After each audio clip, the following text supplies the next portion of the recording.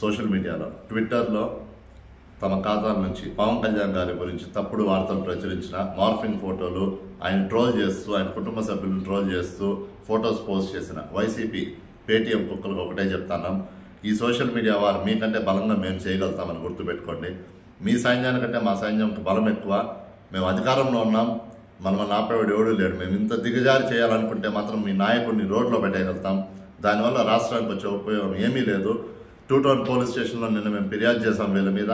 CI గారు వెంటనే చర్యలు తీసుకొని ఎస్పీ గారి ఆదేశంతో క్రైమ్ సిఐ ఉమామహేశ్వర్ గారు వీళ్ళిద్దరూ కూడా దాని మీద విచారణ చేసి ఎఫ్ఐఆర్ రిజిస్టర్ చేసి ఎంక్వైరీ స్టార్ట్ చేస్తున్నారు.